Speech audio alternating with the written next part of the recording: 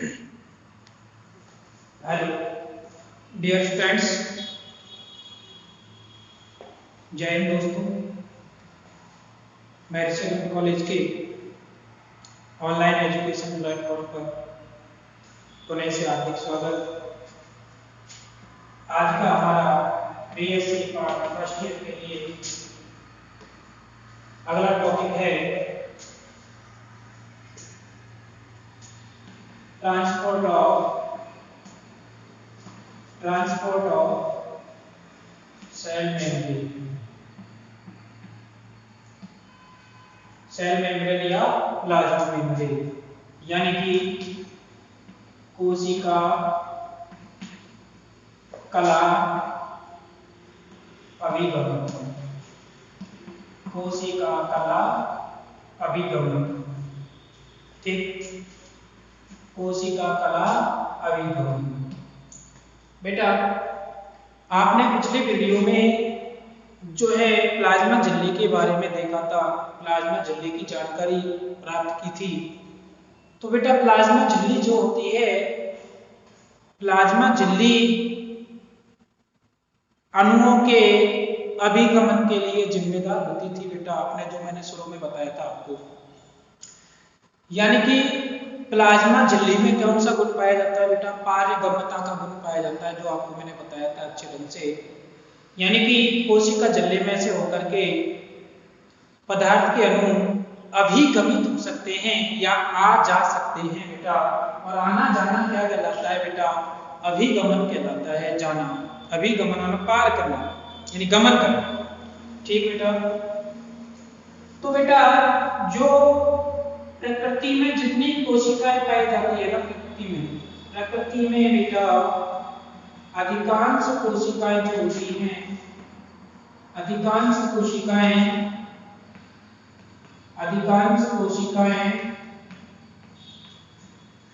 चयनात्मक पारगमक होती हैं बेटा। ऐसी होती है बेटा, चयनात्मक पारगमक होती है। कैसी होती हैं? चयनात्मक पारगमक होती हैं बेटा। बताया था आपको चयनात्मक पारगमन का मतलब क्या है, यानी कि कोशिका झिल्ली अपने में से होकर केवल अपने आवश्यकता के अनुसार पदार्थों को ही अभिगमित होने देती है। उस स्थिति को बेटा हम क्या बोलते हैं? चयनात्मक पारगमन बोलते हैं, ठीक।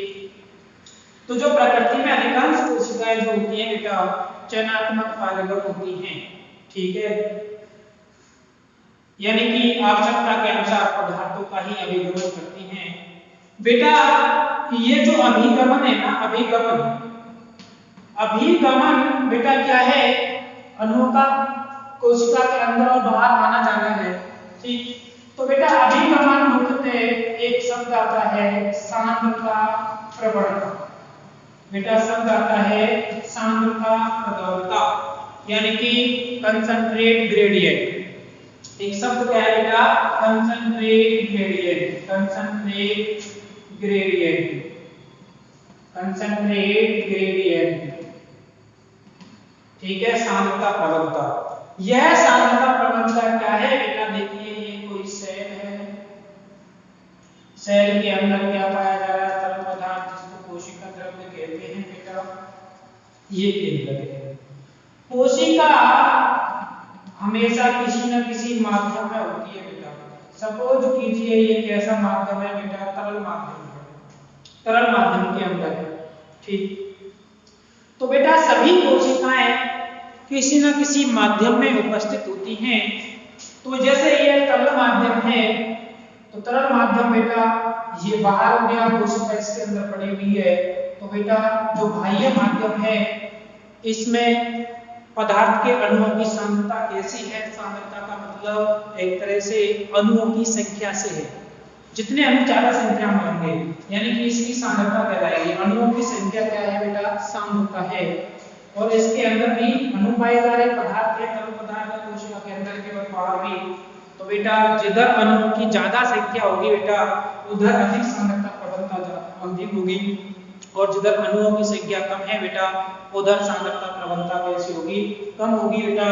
तो इधर मान लीजिए अधिक सांद्रता प्रवणता है, तो अणु किधर से प्रवेश करेंगे, इधर से इधर प्रवेश करेंगे, बाहर से भीतर की ओर प्रवेश करेंगे बेटा। तो जो कोशिका में अभिगमन होता है बेटा, इस पर डिपेंड करता है सांद्रता प्रवणता पर डिपेंड करता है बेटा। ठीक है, इस पर डिपेंड करता है, सांद्रता प्रवणता पर डिपेंड करता है। ठीक, आगे चलते यदि हम बात करें बेटा कि जो ये कोशिका अभिगमन होता है बेटा, है ना, कोशिका अभिगमन, कोशिका कला अभिगमन होता है 3 प्रक्रियाओं द्वारा होता है बेटा। एक होता है निष्क्रिय अभिगमन, एक बेटा कौन सा होता है, निष्क्रिय अभिगमन होता है बेटा। दूसरा होता है बेटा विकल्पी, या इसको माध्यम अभिगमन कहते हैं बेटा। जो कोशिका झिल्ली में अभिगमन होता है ना बेटा, 3 प्रकार से होता है। पहला हो गया निष्क्रिय अभिगमन, दूसरा होता है बेटा विकल्पी अभिगमन, ठीक है। तीसरा होता है बेटा सक्रिय अभिगमन। बेटा कौन सा होता है, सक्रिय अभिगमन, ठीक है। तो कोशिका झिल्ली में से होकर के जो पदार्थ के अणु हैं वो 3 प्रकार से अभिगमित हो सकते हैं, यानी 3 प्रकार से आ जा सकते हैं, ठीक। जिसमें पहला है बेटा निष्क्रिय अभिगमन। निष्क्रिय का मतलब यह है कि जो अनुगमन करेंगे कोशिका से बाहर की तरफ या भीतर की तरफ, उनके लिए किसी प्रकार की क्रिया नहीं होती है या किसी प्रकार की ऊर्जा की आवश्यकता नहीं होती है बेटा। यानी कि देखिए, निष्क्रिय अभिगमन का मतलब है कि जब अभिगमन बिना किसी ऊर्जा की उपस्थिति में अधिक सांद्रता से निम्न सांद्रता की ओर होता है, अथवा बेटा बिना किसी वाहकों की उपस्थिति में, क्या बेटा, बिना किसी वाहकों की उपस्थिति में अभिगमन होता है बेटा, उसको क्या बोलते हैं, निष्क्रिय अभिगमन कहते हैं। क्या कहते हैं, निष्क्रिय अभिगमन कहते हैं बेटा। यानी कि निष्क्रिय अभिगमन जो होगा बेटा बिना वाहकों की उपस्थिति में होगा। वाहक क्या होते हैं बेटा, लाने ले जाने वाले होते हैं बेटा। क्या होते हैं, लाने ले जाने वाले होते हैं। जैसा कि मैंने आपको पहले बताया था कल वाली वीडियो में कि वाहक क्या होते हैं बेटा, प्रोटीन होते हैं। तो प्रोटीन लाने ले जाने का कार्य करते हैं, परंतु निष्क्रिय अभिगमन कैसे होता है बेटा, बिना वाहक के होता है। अर्थात इसके लिए लाने ले जाने वाले कोई पदार्थ नहीं होते हैं, कोई अणु नहीं होते हैं। अर्थात अणुओं का अभिगमन अधिक सांद्रता से निम्न सांद्रता की होता है। बिना वाहक का मतलब क्या हो गया, अधिक सांद्रता से निम्न सांद्रता की ओर गमन होता है बेटा। अधिक सांद्रता से निम्न सांद्रता की ओर गमन होता है बेटा, क्या कहलाता है, निष्क्रिय अभिगमन। तो बेटा इन दोनों को हम बाद में देखेंगे, पहले देख लेते हैं निष्क्रिय अभिगमन क्या होता है। तो बेटा निष्क्रिय अभिगमन की परिभाषा कैसे दे सकते हैं कि जब कोशिका झिल्ली के अंदर अणुओं का अभिगमन बिना किसी ऊर्जा की उपस्थिति में अधिक सांद्रता से निम्न सांद्रता की ओर होता है बेटा, उसे हम क्या कहते हैं, निष्क्रिय अभिगमन कहते हैं बेटा। यह निष्क्रिय अभिगमन बेटा दो प्रोसेस के द्वारा होता है। निष्क्रिय अभिगमन में बेटा 2 प्रक्रियाएं होती हैं। कितनी प्रक्रियाएं होती हैं बेटा, 2 प्रक्रियाएं होती हैं। एक प्रक्रिया होती है बेटा विसरण। बेटा कौन सी होती है एक प्रक्रिया, विसरण होती है। विसरण कौन सी होती है बेटा, विसरण होती है। और दूसरी प्रक्रिया जो होती है बेटा परासरण होती है बेटा। क्या होती है, परासरण होती है, ठीक है। क्या होती है, एक तो विसरण होती है, दूसरी बेटा परासरण होती है। अब बेटा दोनों में ही है ना, दोनों में ही अणुओं का अभिगमन अधिक सांद्रता से निम्न सांद्रता की ओर होता है। विसरण में भी अधिक सांद्रता से निम्न सांद्रता की ओर, और परासरण में भी अधिक सांद्रता से निम्न सांद्रता की ओर होता है बेटा। देखिए बेटा विलयन जो होता है ना हमारा विलयन कोई भी विलयन जो है बेटा विलयन किससे मिलकर बना होता है? विलेय प्लस विलायक, विलायक से मिलकर बना होता है बेटा विलयन। जैसे चीनी विलयन की बात करें तो बेटा चीनी क्या है? विलेय है और विलायक बेटा क्या है? जल है। जब में चीनी घुलती है, जब बेटा चीनी का विलय बनता है तो विलेय क्या है? चीनी है, विलायक क्या है? जल है। तो बेटा विलायक कैसे होते हैं? ज्यादा होते हैं, यानी कि विलायक जल के अणु कैसे होते हैं? ज्यादा होते हैं। तो बेटा इसकी सांद्रता प्रवणता कैसी होगी? अधिक होगी। तो बेटा विलायक अणु किधर गमन करते हैं? विलेय के अणुओं की तरफ क्या बनाते हैं? विलयन बनाते हैं बेटा। ठीक, तो बेटा परासरण क्या होता है? परासरण भी उच्च सांद्रता से निम्न सांद्रता की ओर गमन होता है, यानी कि विसरण बेटा वह प्रक्रिया है, विसरण वह प्रक्रिया है। कौन सी प्रक्रिया है? जिसमें विलायक के अणु बेटा किसके अणु? विलायक के अणु। विसरण कौन सी प्रक्रिया है बेटा? विसरण वह प्रक्रिया है जिसमें विलायक के अणु उच्च सांद्रता से, विलायक के अणु उच्च सांद्रता से निम्न सांद्रता की ओर गमन करते हैं बेटा। किधर करते हैं गमन? उच्च सांद्रता से निम्न सांद्रता की ओर गमन करते हैं बेटा। ठीक है, तो वह क्या कहलाती है बेटा? विसरण कहलाती है। इसी प्रकार इसमें भी बेटा विलायक के अणु उच्च सांद्रता से निम्न सांद्रता की ओर गमन करते हैं, परंतु बेटा इसमें एक अंतर होता है कि जो अनुगमन करेंगे ना वो कैसे करेंगे? अर्धपारगम्य झिल्ली से होकर करते हैं बेटा। किससे होकर करते हैं बेटा? अर्धपारगम्य झिल्ली से होकर करते हैं। तो अर्धपारगम्य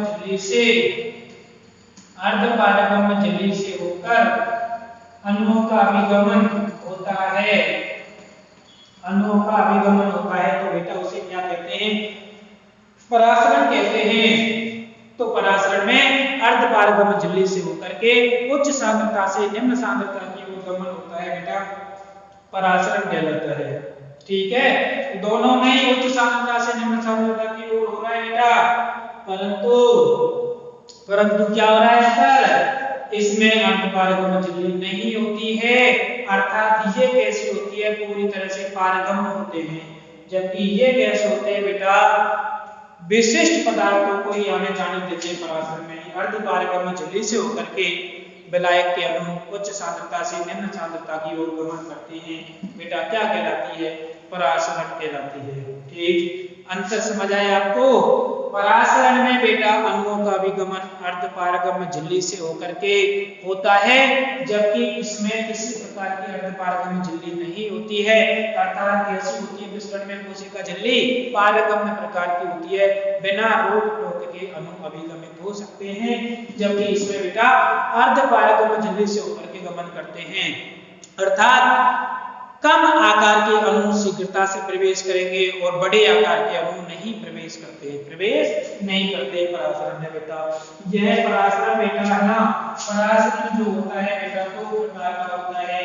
एक तो होता है बेटा अंतः परासरण, एक तो क्या होता है बेटा?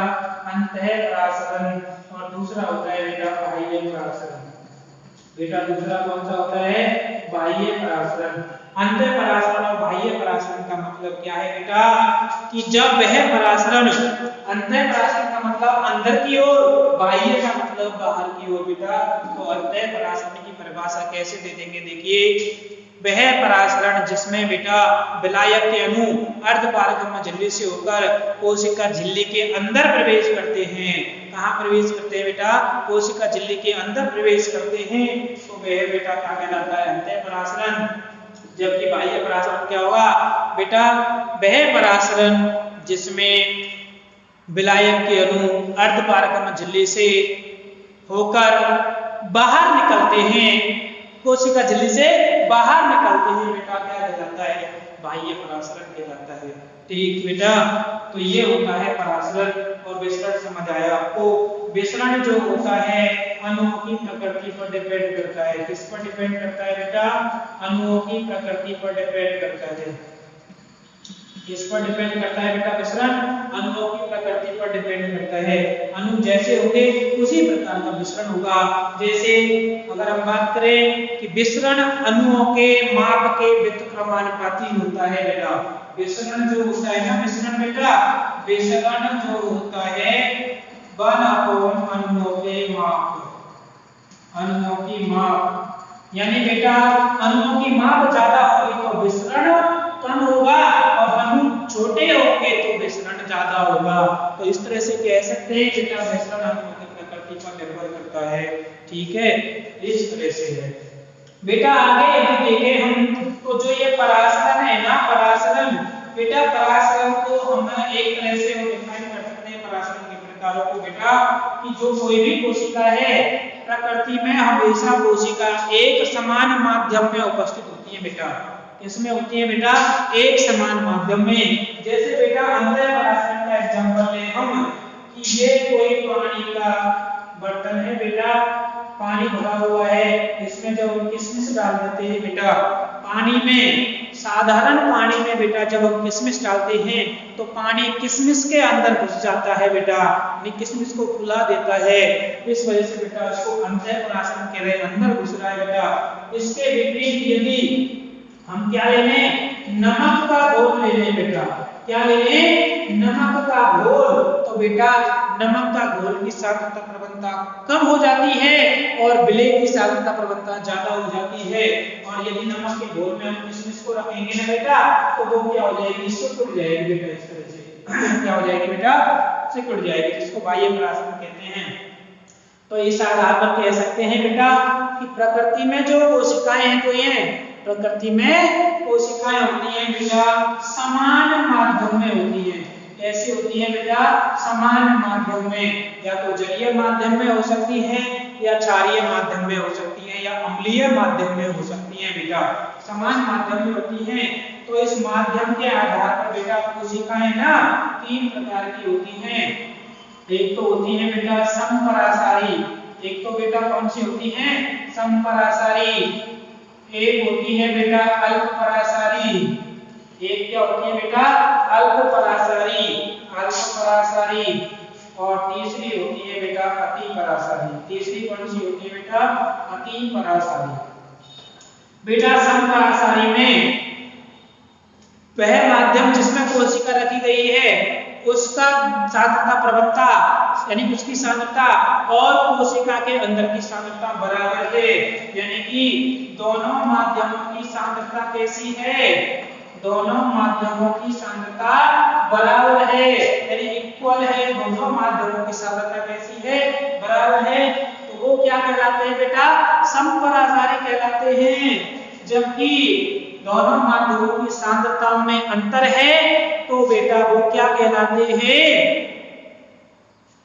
अल्पपरासारी और अतिपरासारी कहलाते हैं बेटा। जब कोशिका बेटा कम सांद्रता वाले मीडियम में रखी जाती है, यानी कि कोशिका के बाहर सांद्रता कम और कोशिका के भीतर ज्यादा है, तो बेटा क्या होगा, जल के अणु कोशिका के भीतर प्रवेश करते हैं, इसे अल्पपरासारी स्थिति कहते हैं बेटा। कौन सी स्थिति कहते हैं बेटा, अल्पपरासारी। जैसे स्वच्छ जल में किशमिश का रखा जाना। और अतिपरासारी बेटा वह कहलाता है जब कोशिका के बाहर जो माध्यम है वो कैसा होगा, अधिक क्षारीय होगा। कैसा होगा, अधिक क्षारीय होगा और भीतर कम। तो उसी स्थिति में बेटा हमारी किशमिश क्या होती है, सिकुड़ जाती है नमक के घोल में, तो वह क्या कहलाता है, अतिपरासारी कहलाता है बेटा। तो इस तरह से समान माध्यम के आधार पर जो है परासरण कोशिकाएं 3 प्रकार की होती है। ठीक है बेटा। तो इस तरह से क्या होता है बेटा, इस तरह से क्या होता है, निष्क्रिय अभिगमन होता है बेटा। ठीक है, निष्क्रिय अभिगमन आपको समझ आया होगा। ठीक है, नेक्स्ट अगर यदि आगे हम बात करें तो आगे बेटा दूसरा अभिगमन जो होता है ना, वो होता है बेटा विकल्पी अभिगमन। बेटा कौन सा होता है, विकल्पी अभिगमन। विकल्पी अभिगमन का मतलब है कि होने को तो अभिगमन उच्च सांद्रता से निम्न सांद्रता की ओर ही होगा, अभिगमन वैसे तो उच्च सांद्रता से निम्न सांद्रता की ओर होगा, परंतु बेटा किसकी उपस्थिति में होगा? वाहक की उपस्थिति में। किसकी उपस्थिति में होगा बेटा? वाहक की उपस्थिति में होगा। तो उस प्रकार के अभिगमन को हम क्या कहते हैं? विकल्पीय अभिगमन। यानी कि इसके अभिगमन के लिए क्या चाहिए होते हैं? विकल्प। और बेटा ये विकल्प जो होते हैं, वाहक जो होते हैं बेटा, क्या होते हैं? प्रोटीन होते हैं बेटा। क्या होते हैं? प्रोटीन होते हैं बेटा। ठीक है, तो बेटा इस प्रकार का अभिगमन क्या कहलाता है? विकल्पीय अभिगमन कहलाता है। यह विकल्पीय अभिगमन जो होता है ना, 3 प्रकार से हो सकता है बेटा। कितने प्रकार से हो सकता है बेटा? 2 प्रकार से हो सकता है, सॉरी 3 नहीं, 2 प्रकार से हो सकता है। एक तो होता है एकल परिवहन। एक तो कौन सा होता है बेटा? एकल परिवहन। ठीक है, दूसरा होता है बेटा सह परिवहन। दूसरा क्या होता है बेटा? सह परिवहन। और तीसरा होता है बेटा प्रति परिवहन। बेटा तीसरा क्या होता है? प्रति परिवहन। इंग्लिश में बोले तो एक होता है यूनिपोर्ट। एक तो कौन सा होता है बेटा? यूनिपोर्ट। एक होता है बेटा सिम्पोर्ट। एक कौन सा होता है बेटा? सिम्पोर्ट। और एक होता है बेटा एंटीपोर्ट। ये कौन सा होता है बेटा? एंटीपोर्ट होता है। तो बेटा जो विकल्पीय अभिगमन है ना, 3 प्रकार से हो सकता है। एकल परिवहन, सह परिवहन और प्रति परिवहन। बेटा ये प्रोटीन किसके रूप में कार्य कर रही है? वाहक के रूप में। यानी कि अणुओं को लाने ले जाने के लिए ये काम में करेगी, ये काम करेगी। तो हो सकता है बेटा कि एक बार में सेल मेम्ब्रेन द्वारा, यानी कोशिका झिल्ली द्वारा, एक बार में कोशिका झिल्ली द्वारा केवल एक अणु का ही स्थानांतरण होता है। केवल एक अणु का अभिगमन होता है बेटा। तो वह कहलाता है एकल परिवहन। क्या कहलाता है बेटा? एकल परिवहन। यानी कि कोशिका झिल्ली द्वारा प्रोटीन की उपस्थिति में एक बार में केवल एक ही अणु का अभिगमन होता है बेटा। क्या कहलाता है? एकल परिवहन कहलाता है। क्या कहलाता है? एकल परिवहन। सह परिवहन मतलब सिम्पोर्ट। सह का मतलब साथ में, यानी कि जब एक साथ प्रोटीन के द्वारा 2 अणु प्रवेश करते हैं एक साथ, तो बेटा उसको हम क्या कहते हैं? क्या कहते हैं? सह परिवहन। जैसे बेटा हमारी आंत्र के द्वारा सोडियम के साथ ग्लूकोज प्रवेश करता है। क्या प्रवेश करता है बेटा? सोडियम के साथ, सोडियम अणु के साथ कोशिका झिल्ली के अंदर ग्लूकोज प्रवेश करता है बेटा। उसे क्या कहते हैं? सह परिवहन कहते हैं बेटा। और एंटी परिवहन बेटा क्या होता है? रिपोर्ट। जब एक बार में एक अणु प्रवेश करता है और साथ ही दूसरा अणु बाहर निकलता है, साथ ही दूसरा अणु बाहर निकलता है बेटा, वो क्या कहलाता है? प्रति परिवहन कहलाता है बेटा। तो देखिए इसको किस तरह से बता सकते हैं हम कि ये कोई कोशिका झिल्ली है बेटा। ठीक है, इस तरह से कोशिका झिल्ली बना दी हमने। ये कोशिका झिल्ली बना दी है ये। ठीक है, कोशिका झिल्ली बना दी है। ये क्या है? प्रोटीन वाहक है। ये क्या है बेटा? प्रोटीन वाहक है। तो बेटा एक बार में केवल एक ही अणु का प्रवेश हो रहा है। एक बार में केवल एक ही अणु का प्रवेश हो रहा है बेटा। ये कहलाता है यूनिपोर्ट। ये बेटा क्या कहलाता है? यूनिपोर्ट। और बेटा एक साथ 2 अणु प्रवेश कर रहे हैं एक साथ ही। 2 अणु जैसे सोडियम और ग्लूकोज, सोडियम और ग्लूकोज के अणु एक साथ प्रवेश कर रहे हैं बेटा। तो ये कहलाता है सिम्पोर्ट बेटा। ये क्या कहलाता है? सिम्पोर्ट कहलाता है। तो एक समय में 2 अणु प्रवेश कर रहे हैं कोशिका के अंदर। और बेटा एक समय में एक अणु तो प्रवेश करता है और एक अणु बाहर निकलता है। एक अणु प्रवेश कर रहा है, एक अणु बाहर निकल रहा है बेटा। इस प्रकार का परिवहन क्या कहलाता है? एंटीपोर्ट कहलाता है। ठीक, तो इस तरह का अभिगमन बेटा किसकी उपस्थिति में होता है? विकल्प यानी कि बाहर, यानी कि प्रोटीन की उपस्थिति में होता है बेटा। इसलिए इसको विकल्पीय अभिगमन कहते हैं। ठीक है, लास्ट आता है बेटा अपना सक्रिय परिवहन। बेटा क्या होता है? सक्रिय परिवहन। अब बेटा सक्रिय परिवहन क्या होता है? देखिए सक्रिय परिवहन, सक्रिय परिवहन, देखिए सक्रिय परिवहन मतलब यह एक्टिव फॉर्म में होता है। कैसे फॉर्म में होता है?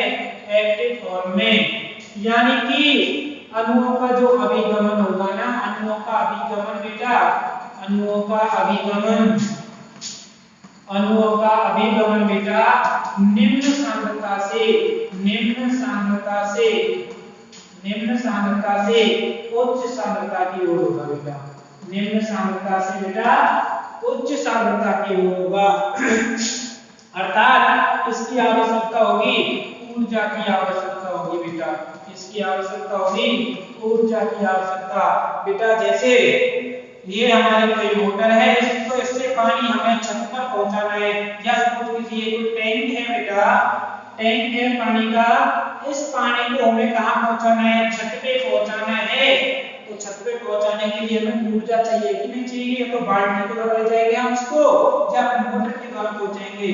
तो मोटर के द्वारा पहुंचाएंगे तब भी ऊर्जा की आवश्यकता है, और बाल्टी के द्वारा रखकर ले जाएंगे बेटा, हमें भी तो ऊर्जा की आवश्यकता है। मतलब अणुओं के अभिगमन के लिए ऊर्जा की आवश्यकता है, तो वह परिवहन क्या कहलाता है बेटा? सक्रिय परिवहन। और यदि इस जल को यही उपयोग में ले लें हम, तो बेटा आसानी से निकल सकता है यहाँ पे, यानी इधर ज्यादा पानी है, इधर कम है, तो इधर से जल निकल जाएगा ना आसानी से बेटा, उसको निष्क्रिय परिवहन कहते हैं। जबकि इसको ऊपर ले जाना है, तो ऊपर ले जाने के लिए बेटा क्या चाहिए? ऊर्जा चाहिए। उस प्रकार के अभिगमन को बेटा क्या कहते हैं? सक्रिय परिवहन कहते हैं बेटा, ठीक है। तो बेटा सक्रिय परिवहन की परिभाषा कैसे दे सकते हैं कि वह परिवहन जिसमें अणुओं का अभिगमन निम्न सांद्रता से उच्च सांद्रता की ओर होता है, जिसके लिए ऊर्जा की आवश्यकता होती है, उसे क्या कहते हैं बेटा? सक्रिय परिवहन कहते हैं, ठीक। तो इस तरह से कोशिका का अभिगमन 3 प्रकार का होता है। आशा करता हूं कि आपको अच्छी तरह से समझ आया होगा बेटा। नेक्स्ट वीडियो में हम लेकर आएंगे सक्रिय परिवहन की क्रियाविधि, मैकेनिज्म ऑफ एक्टिव ट्रांसपोर्ट, ठीक बेटा, इसको अच्छी तरह समझेंगे। आज के लिए इतना ही। Thank you so very much.